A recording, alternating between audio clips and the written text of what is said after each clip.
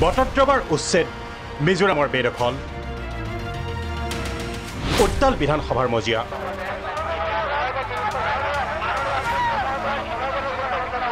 অধ্যক্ষৰ অগ্ৰাহ্য সভাস্থগিত প্ৰস্তাৱ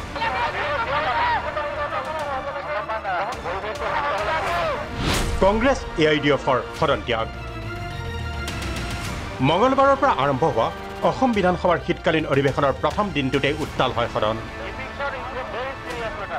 বিশেষকৈ শূন্যকালীন ঘণ্টাৰ আৰম্ভণিতে বিৰোধী শিবিৰৰ AIDF আৰু কংগ্ৰেছে দুটা সুকীয়া বিষয়ত আনিছিল সভাস্থগিত প্ৰস্তাৱ AIUDFে বটদ্ৰৱাৰ উচ্ছেদ প্ৰসংগ আৰু কংগ্ৰেছে অসমৰ বিদ্যালয়ত মিজোৰামৰ দখল বিষয়ত আনিছিল সভাস্থগিত প্ৰস্তাৱ অধ্যক্ষ বিশ্বজিৎ দৈমাৰীয়ে পুনতে AIDFৰ প্ৰস্তাৱটো নাকচ কৰাত উচ্ছেদৰ বিষয়ত আলোচনাৰ প্ৰয়োজনীয়তাৰ বিষয়ত সদনত যুক্তি দিয়ে জ্যেষ্ঠ বিধায়ক আমিনুল ইছলামে তেওঁ কয় যি সময়ত বসুন্ধৰা 2.0ৰ কাম চলি আছে তেনে সময়ত উচ্ছেদ কিয় ইয়াৰ পিছতো অধ্যক্ষ দৈমাৰীয়ে প্ৰস্তাৱটো নাকচ কৰাত পৰিস্থিতি উত্তাল কৰি তোলে AIUDFে দলটোৰ বিধায়কসকলে নিজৰ আসনৰ পৰা উঠি অধ্যক্ষৰ আসনৰ সন্মুখলৈ গৈ ধৰ্ণা আৰু শ্লোগানেৰে পৰিস্থিতি উত্তাল কৰে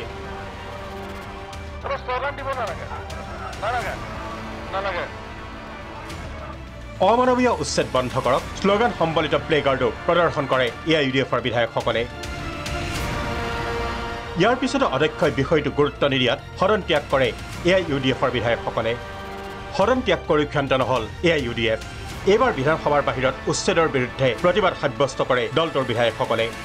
যেতিয়া অসমত বসুন্ধৰা 2.0ৰ অধীনত সকলো ভূমিহীন লোকক চৰকাৰী মাটি আৰু একচনীয়া মাটিত বসবাস কৰা লোকসকলক যেতিয়া ভূমিৰ আবণ্টনৰ কাৰণে আবেদন গ্ৰহণ কৰি থকা হৈছে সেই মুহূৰ্তত বটদ্ৰৱাৰ সমষ্টিত তাত দীৰ্ঘদিন ধৰি যুগ যুগ ধৰি বসবাস কৰি থকা ভূমিহীন লোকসকলক উচ্ছেদ কৰা হ'ল চৰকাৰৰ এই দ্বিচাৰিতাৰ বিৰুদ্ধে আমি আজি অসম বিধানসভাত এডজৰ্ণমেণ্ট মোচন আনিছিলোঁ কিন্তু আমাক আজি সদনৰ কাৰ্যসূচী স্থগিত ৰাখি আলোচনা কৰিবলৈ সুবিধা দিয়া নহ'ল যাৰ কাৰণে আমি সদন ত্যাগ কৰি ওলাই আহিছোঁ AIUDFৰ সদন ত্যাগৰ পিছতেই অধ্যক্ষই এইবাৰ কংগ্ৰেছৰ সভাস্থগিত প্ৰস্তাৱটোৰ নাকচৰ সন্দৰ্ভত যুক্তি দিয়ে কংগ্ৰেছে সভাস্থগিত প্ৰস্তাৱ আনিছিল মিজোৰামে অসমৰ বিদ্যালয় দখলৰ প্ৰসংগত অধ্যক্ষই প্ৰস্তাৱটো নাকচ কৰাৰ বিৰুদ্ধে ৰাইজৰ দলৰ অখিল গগৈও সৰব হয়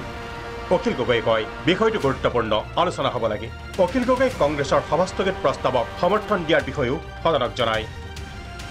এইবাৰো নিজৰ স্থিতিত অটল অধ্যক্ষ বিশ্বজিৎ দৈমাৰী ফলত অধ্যক্ষৰ আসনৰ ওচৰলৈ গৈ কংগ্ৰেছৰ বিধায়কৰ প্লেকাৰ্ড প্ৰদৰ্শন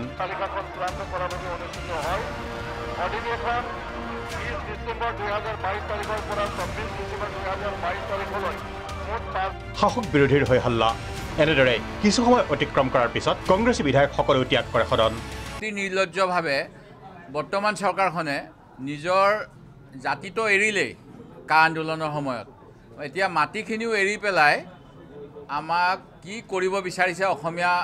বা অসম প্ৰদেশখনক আমাৰ বোধগম্য হোৱা নাই সেই গতিকে আলোচনা কৰাৰ প্ৰয়োজন আছিল